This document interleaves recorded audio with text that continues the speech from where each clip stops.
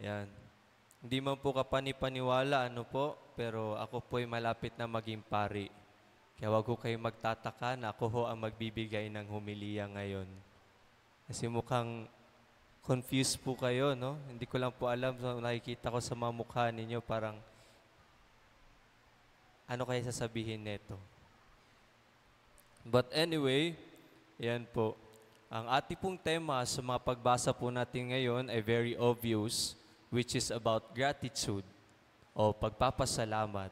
Pagbibigay po ng pasasalamat at papuri higit sa lahat sa ating Panginoon sa lahat po na kayang binibigay sa atin sa araw-araw. Meron tayong kasabihan sa Filipino, di ba po, na nasa Diyos ang awa, nasa tao ang gawa. Everything that we have received is because of our actions and because of our decisions in our lives. Lahat po na natatanggap natin ay dahil po sa ginagawa natin. Ito po'y kapalit ng mga pinagagawa natin sa araw-araw. Kung nakakatanggap po tayo ng mabuti, ibig sabihin po nun, gumagawa po tayo ng mabuti. Kung nakakatanggap po tayo, nakakaranas po tayo ng mga hindi magagandang bagay, iyon po ay resulta ng ating mga ginagawang hindi mabubuti o hindi magaganda. Ngunit, kung sa kabila ng ipinagagawa natin na hindi kaaya-aya at hindi maganda, at nakakatanggap pa rin po tayo ng mga mabubuting bagay, ito po ay grasya ng ating Panginoon. Sapagkat ang ating Panginoon ay mapagmahal at maawain. Narinig naman po natin sa ating mga pagbasa ngayon kung paano po pinagaling ng Panginoon ang mga may sakit. It is not just about His grace or it is not just about His action, but also through the action of the man, na kung saan kailangan rin po na gawin ang kanyang responsibilidad upang siya po'y gantimpalaan. Upang tayo po'y gantimpalaan, kailangan po natin gumawa rin ng ating mga responsibilidad. You know, meron tayong tinatawag din sa ating tradisyon bilang mga Pilipino, or it is not just for us in the Philippines, pero very common po siya na tinatawag po nating utang na loob. Ano po? Or utang ng loob. Napanood ko po sa TikTok, sabi, ang atin daw pong understanding about utang na loob is mali. Di ba po, para sa atin ang utang na loob, kapag meron pong gumagawa ng mabuti sa atin, ang ginagawa po ay binabalik po natin yung kabutihang iyon. Tama po ba? Yun po yung ating understanding about utang na loob. Ngunit sabi nung napanood ko, sabi niya, mali daw po yung understanding natin about utang na loob or utang ng loob. Because utang na loob is not just about the depth of gratitude or repaying the goodness na ginawa po sa atin. It is not about contractual obligation. Hindi po natin obligasyon na palitan o to give return, to give exchange sa ginawa pong kabutihan sa atin. Pero sabi niya, ang utang na loob o ang utang ng loob is about seeing the beauty and goodness na nakikita natin sa ibang tao o sa kalooban ng iba. It is not about dahil may ginawa ka sa akin mabuti, gagawa rin ako ng mabuti sa inyo. Hindi.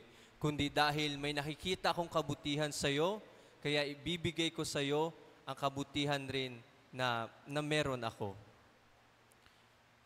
Sa psychology, we have these so-called happy chemicals na nare-release kapag gumagawa ho tayo ng kabutihan.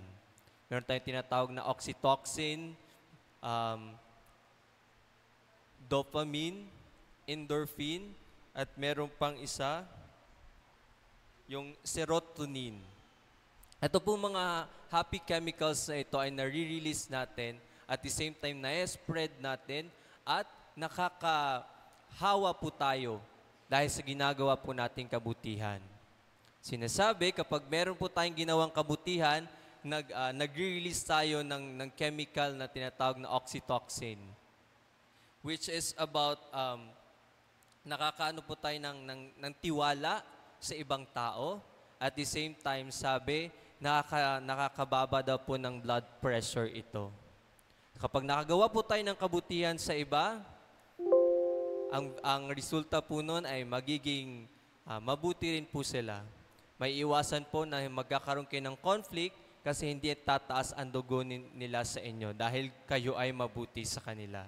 And when we have this so-called dopamine din, na kapag gumawa tayo ng mabuti, we will feel pleasure. At the same time, yung sense of reward na matatanggap po natin. Kaya nga minsan nami-misinterpret natin yung utang ng loob or utang na loob, ano po. And then yung endorphin na chemical, sabi nakakapagwala daw po ito ng sakit. And yung serotonin na nagiging regulator po ng mood natin, nagbabalance po ng mood natin, which helps us to be more understanding, to be more compassionate towards our brothers and sisters around us. And this time, parang ito po yung mga panahon na pwede po nating ibahagi ang ating kabutihan sa iba. We have heard about our brothers sa Cebu, sa Davao, dito rin sa La Union na nagkaranas po sila ng malakas sa paglindol. Ano po? And I guess this time is about our own sharing to what we have para po sa kanila. Meron naman po sigurong mga hotline, yung mga nagpapadala po tayo ng mga goods, ng funds para po sila po ay makaahon po, makasurvive po sa kanilang pinagdadaanan ngayon.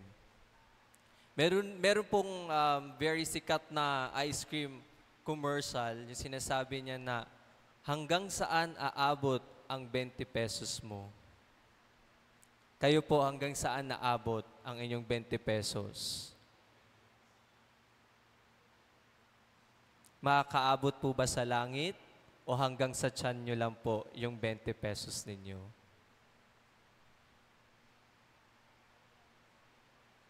Nakapagpalimos po ba kayo o nakakabili lang po kayo ng korneto para po sa inyo?